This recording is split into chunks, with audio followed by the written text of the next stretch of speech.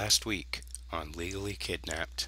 Good evening. Our top story this week. The U.S. Supreme Court is about to hear a case that could set the standards and stop speculation and rumor from causing a child's removal from the home. The Pentagon supports a bill to protect the child custody rights of troops who have been deployed. People in Iowa are getting confused about the difference between the state sex offender registry and the child abuse register and are calling for lawmakers to fix the mess. And a former social worker complains about being wrongfully put on the child abuse registry and how hard it was to find a job after that. Michigan is still hell-bent on hiring 500 new social workers who can all look forward to heavy caseloads. An assemblyman from California calls for a statewide audit of child protective services, and due to the lack of honesty on the part of caseworkers in Nebraska, foster parents who adopt children will now be able to view the kid's file prior to making the decision to adopt. Rhode Island changes its mind and keeps 2 children's shelters open until June 30th, and pay rates for foster parents are about to be cut in Texas. The government considers a ban on the sale of toy guns to children as elementary students bringing them to school is the #1 cause of expulsion in the USA these days. During a 60 Minutes interview, Senator Scott Brown of Massachusetts says that he was sexually and physically abused as a child. And Representative Michelle Bachmann takes on Michelle Obama's anti-obesity campaign over what she calls a hard-left nanny state initiative to promote breastfeeding by providing tax deductions for breast pumps for new mothers. Arizona considers a bill to prevent any town or county in the state from banning the Happy Meal toy. A state representative from New Mexico wants to take a bite out of crime by sending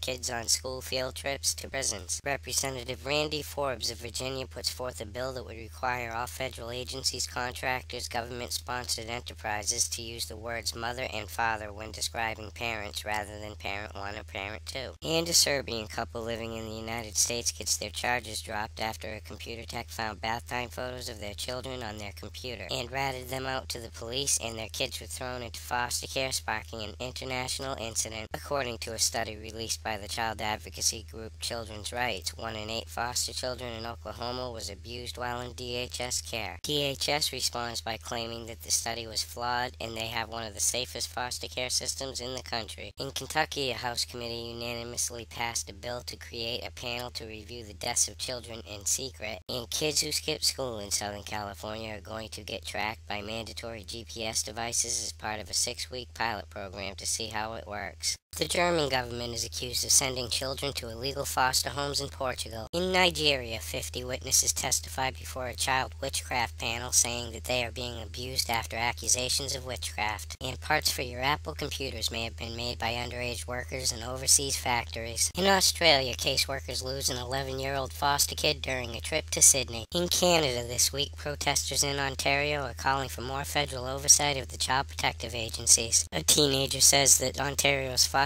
care system left him with nightmares. And in Newfoundland, protesters hold a rally in support of a family that was ripped apart by social workers based on the parents' IQ test results. In England this week, a High Court challenge has been launched over the Ministry of Justice's refusal to identify hundreds of children who have been restrained in privately run child jails using techniques that have since been banned. The doctor who failed to spot the broken back of baby P has been removed from the medical register. A social worker was suspended for sleeping on the job. Another social worker gets banned from practicing social work ever again after yelling at a colleague and throwing paperwork at a manager. Social services is being ordered to let white people adopt black children. And according to Professor Eileen Monroe, child protection should focus on the child instead of rules and targets anyway. In entertainment news this week, a judge halts the custody battle of Halle Berry after she comes to an agreement with her ex, and Mel Gibson's extortion case against his ex-girlfriend Oksana goes to the district attorney. According to a recent poll, most Americans feel that single mothers are detrimental to society. A boy whose twin sister was killed in foster care wins a $4 million settlement from the child protective industry in San Francisco. And a couple sues Disneyland after hot nacho cheese sauce caused severe burns to the face of their 4-year-old son. In this week's foster crimes report, a teacher at a daycare in Florida is arrested for child abuse without evidence, and another woman from Florida beats her foster son with his own belt. In Pennsylvania, the judge in the jail for kitty kickback scheme takes a stand, points the finger, and plays stupid. And he's later found guilty. Then another judge from Pennsylvania gets slapped with a protection from abuse order after breaking the elbow of a public pretender. The murder trial of a foster mother from Virginia who shook a 9-month-old baby to death is delayed. DCF didn't bother to protect two twins from Florida, one of which who was killed by their adoptive father. And a foster parent from Minnesota is sentenced to 10 years probation for sexual abuse of a child. In Michigan, the state ombudsman says that the workers screwed up when they failed to protect Ricky Holland back in 2002. And another foster child from Michigan disappears from her foster home. A homeless mother from Washington, D.C. is told to leave town or they would snatch her children and throw them into foster care. And a runaway from Washington State's foster care system who is off looking for her real mother is caught selling drugs. Also in Washington, a woman is facing kidnapping charges after picking up a couple of teenagers and asking for their help in locating her kids who were recently taken into foster care. A father from Iowa who was falsely accused of kidnapping by his kooky ex-wife, ultimately setting off an Amber Alert and who was later cleared, still can't get his kid back from the state. And finally, tonight, a former child protective caseworker from Nebraska claims that she quit her job after being told to lie in court. For these stories and all the latest dirt on the child protective industry, visit www.legallykidnapped.com. And until next week, this is Baby LK,